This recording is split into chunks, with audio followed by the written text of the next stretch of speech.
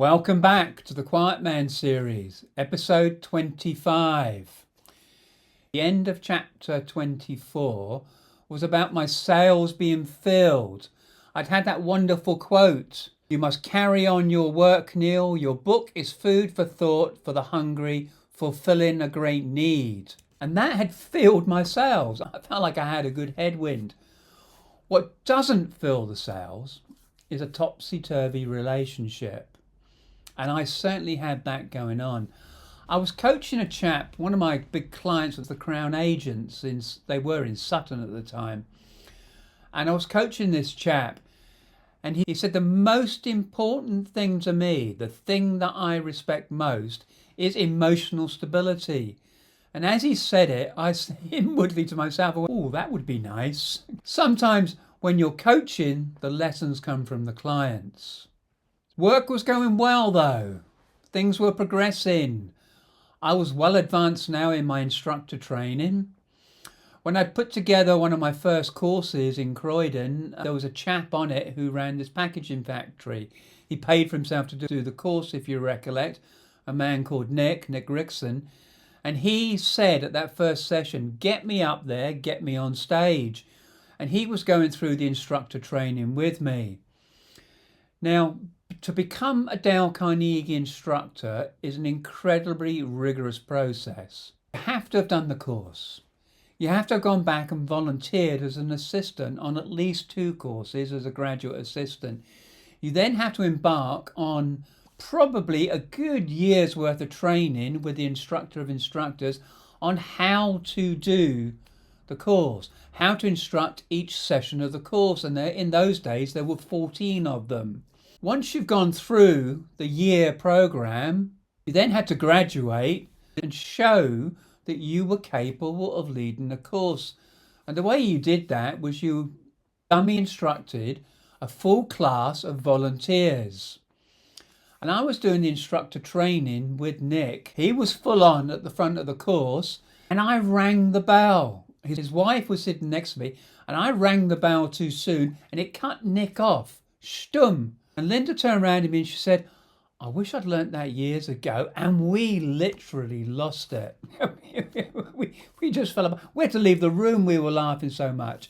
If only I'd known how to do that 25 years ago, well, essentially Linda said. That Christmas I gave Linda a bell. Nick and I are good friends to this day. And the instructor of instructors did see some humour in it. We both graduated from that class and we were able to go on and become instructors for Dale Carnegie. The interesting thing about the Crown Agents is they've been around forever.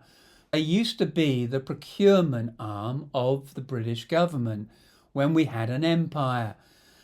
I had an archive in Sutton, this little office, and there was shelf upon shelf of the Crown Agents yearbooks.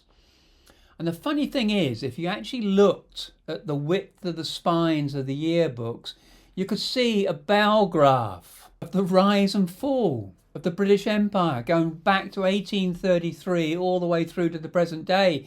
In 1833, the spines were real small, and then they got thicker and thicker and thicker and thicker, and then thinner and thinner and thinner. And Crown Agents were going through a transition at that time. They were trying to break away from reporting to the British government.